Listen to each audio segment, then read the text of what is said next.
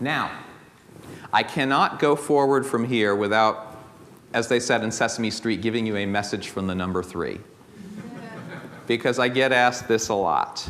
Why only 3? We do so much. I spend a lot of time in messaging workshops explaining to people that they cannot have 12 key messages.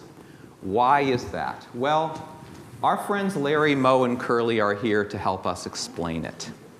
Here's how it works.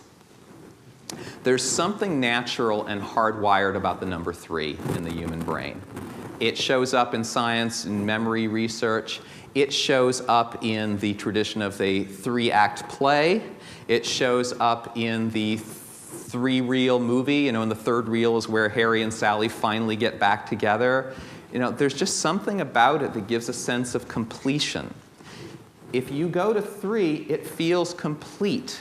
It's the Monty Python rule of marketing. Thou shalt not count to 2, save that thou continue to 3. 4 shall not be the number. 5 is right out.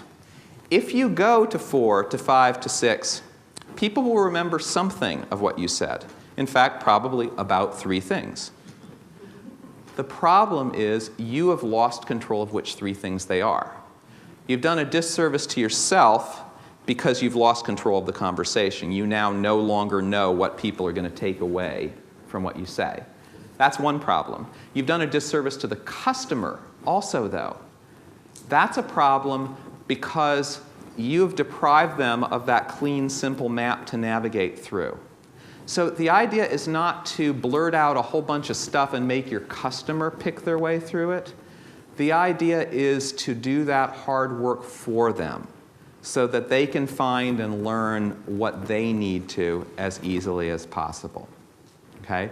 People hate to be sold, but they love to buy. So help them navigate to that buying point. And you can see many examples from many different realms of the rule of 3. Learn it, live it, love it.